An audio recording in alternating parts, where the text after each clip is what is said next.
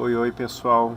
Bom, esse vídeo aqui eu tentei reunir informações para que ele seja o nosso 21º vídeo da nossa série.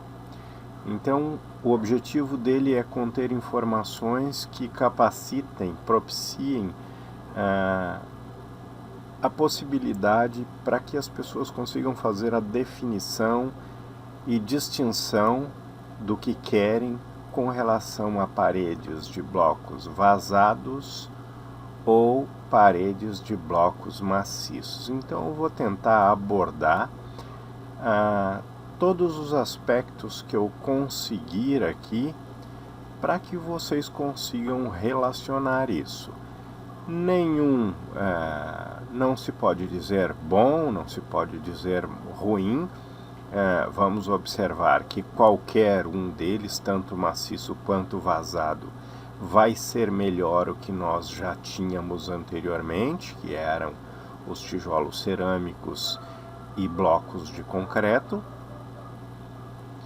mas não tem a questão de bom ou de ruim. O objetivo do vídeo não é esse. Para muitas pessoas vai ser bom o bloco vazado e para muitas pessoas vai ser bom o bloco maciço. Isso é só para que as pessoas consigam fazer as suas escolhas, as suas definições, baseadas na quantidade de trabalho, na quantidade de material, na infraestrutura, no espaço e por aí afora. Então o objetivo do vídeo é esse, é determinar, ajudar as pessoas a determinarem que tipo de bloco elas vai ser melhor para elas, baseado no espaço que ela tem, baseado em uma série de informações.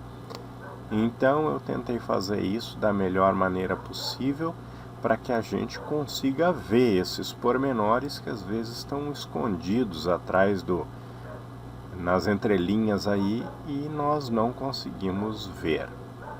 Ok? Então vamos lá. Então nós vamos começar pelos blocos vazados.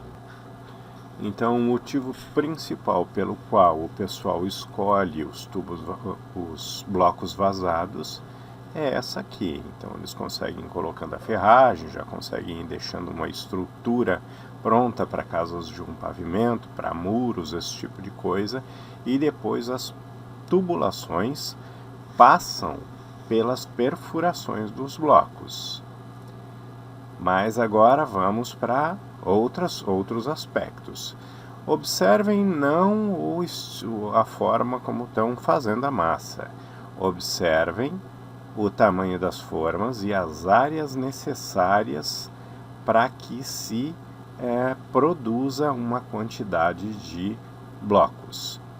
Então, vocês podem até contar, olhar os espaços que a gente tem aqui envolvidos e perceberem.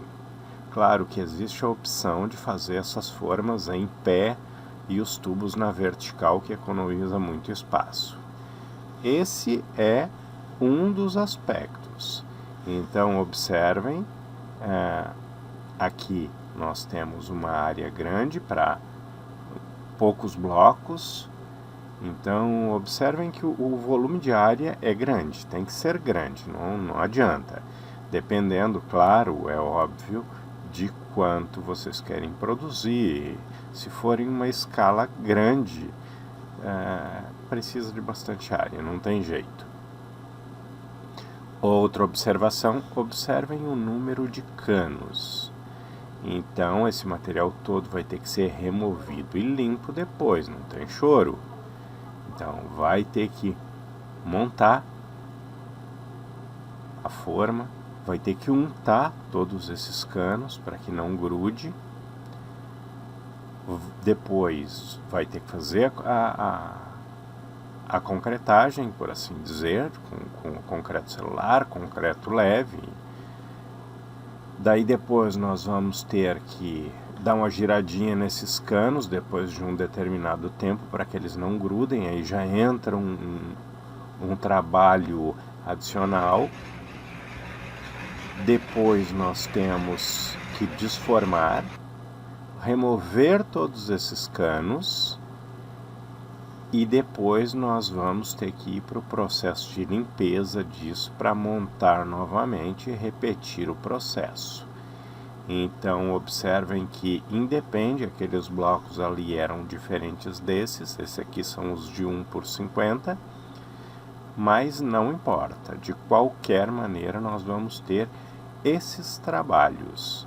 E as áreas envolvidas, observem os tamanhos das áreas, as bancadas, o sistema de trabalho.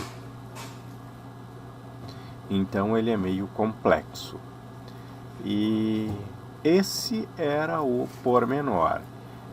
Nós temos uma grande vantagem no concreto celular com relação a passagens de tubulações por dentro desses vazados, que no bloco de concreto convencional, o bloco aquece e resfria muito. E aí as mangueiras ressecam e aquelas mangueiras, elas praticamente se dissolvem ali dentro. Então, quando se mexe na caixinha, muitas vezes, depois de alguns anos, ela praticamente se dissolve ali a parte de trás, e se ele não tiver fundido na parede,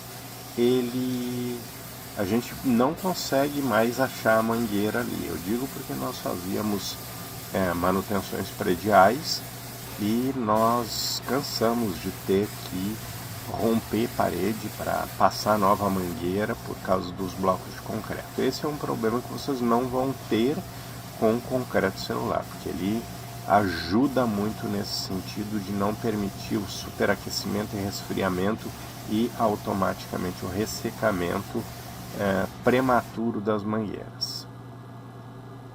Aqui nós estamos vendo aqui esse teste que nós tínhamos feito, que não deu certo, os canos boiaram, então a gente lavando todo esse material. Então observem a quantidade de cano para uma forminha. Então eram 12 blocos, deu 72 caninhos, então é muita coisa. Agora vamos para os tijolos maciços. Os nossos diferenciais entre um e outro, o primeiro deles é que nós vamos ter que abrir os rasgos. Aqui são blocos de concreto celular autoclavado, mas não importa, pode ser o espumoso, o autoclavado, não importa, todos eles nós vamos ter que abrir os rasgos. A única observação com relação a isso é que tem alguns rasgos que vão ter que ser feitos no sistema de blocos vazados também. E nós temos os rasgos da horizontal, que vão ter que ser feitos. Agora vamos ver os outros dois aspectos. Nós não temos aqui um grande volume de área necessário para fundir as peças. Então nós temos aqui nessa forminha pequena 30 blocos com 1 metro de altura, quase 40 centímetros de largura e 10. Então 40, 10 por 1 metro, em 30 peças nessa forma. Agora vejam, é uma área pequena, se nós fôssemos colocar uma do lado da outra, nós teríamos aí a capacidade de produção bem considerável. O outro aspecto é que nós não temos, o nosso material para limpeza é pouco, basicamente são as divisórias. O outro aspecto importante é o grande volume de tubos que nós temos envolvidos Então, como nós vimos nos outros exemplos ali, depois nós vamos ter que girar aquele tubo, vamos ter que tirar na hora de desformar. Primeiro tira o tubo, daí depois desforma, então o bloco fica um pouco fragilizado, ele tem que ter mais cuidado de manuseio nos primeiros momentos ali, no primeiro dia, então é uma coisa mais cuidadosa. Então eu acho que os nossos principais objetos para conseguirmos definir que tipo de parede nós vamos utilizar, principalmente para quem está começando, que vai fazer a escolha aí entre o vazado e o maciço, acredito que nós conseguimos passar aqui.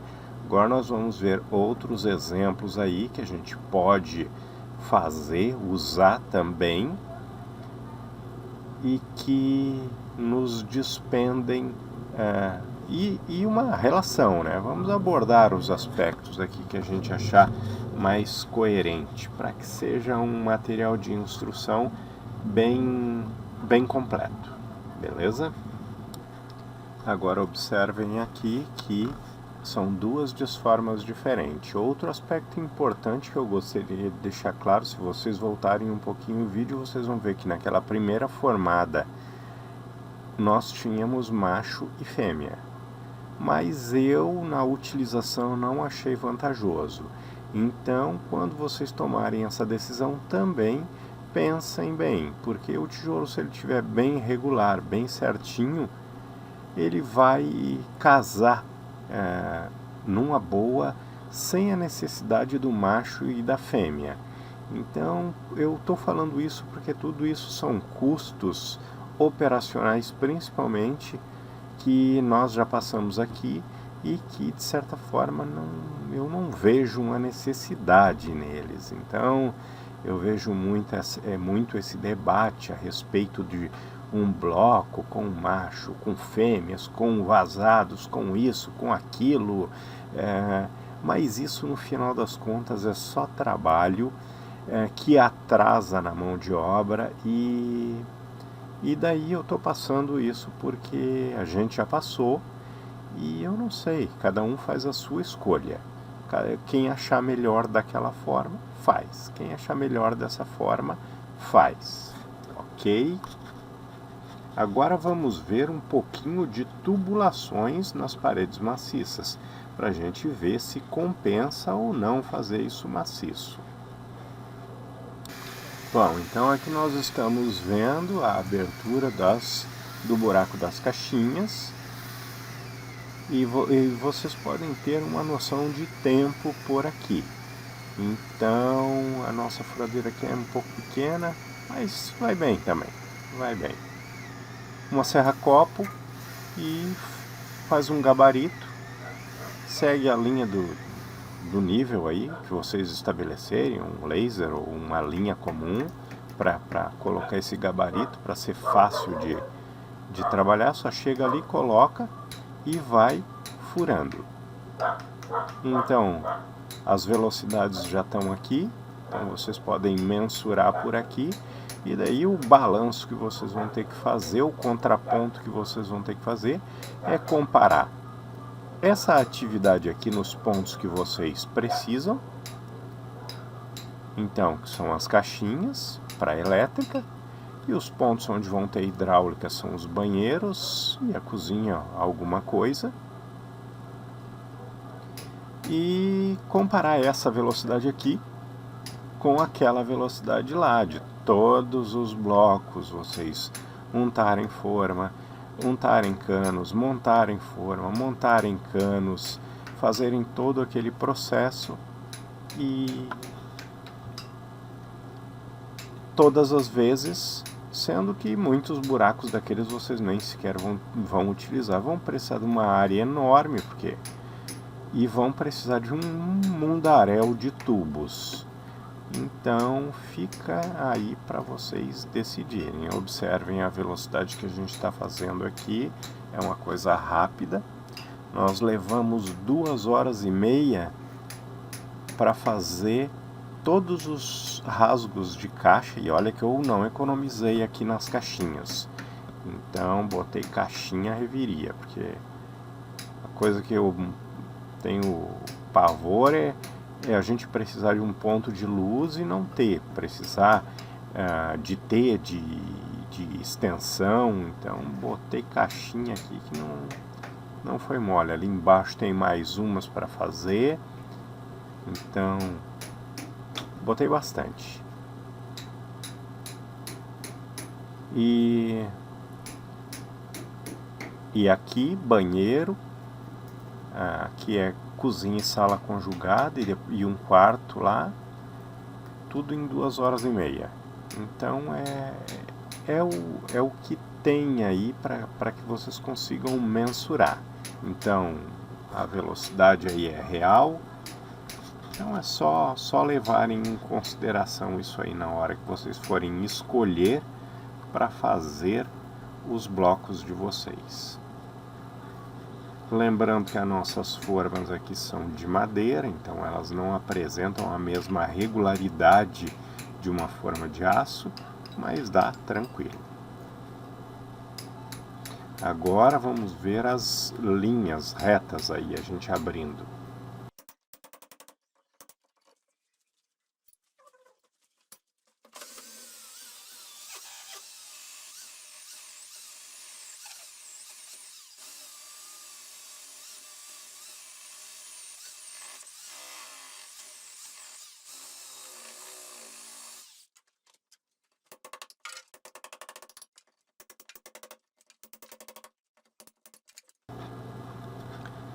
Tá aí, vamos começar os rasgos agora para unir essas caixas.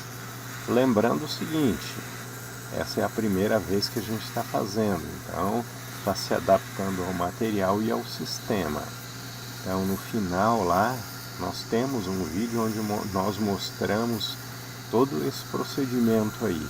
É só procurar, botar lá na palavra-chave tubulações que já vai aparecer. Daí vocês conseguem acompanhar todo esse material.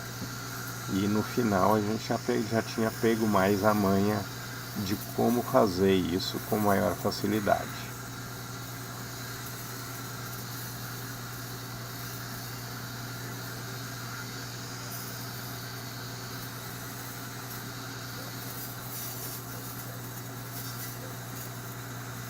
O nosso disco é bem polpado, então ele resiste bastante, dura muito, cortando o concreto celular, então nosso gasto com isso é muito baixo. E vai embora, o negócio flui legal.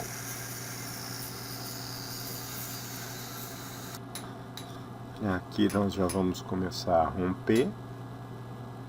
Então bem no início aqui a gente ainda está meio pegando a manha, pegando o jeito, mas é bem tranquilo.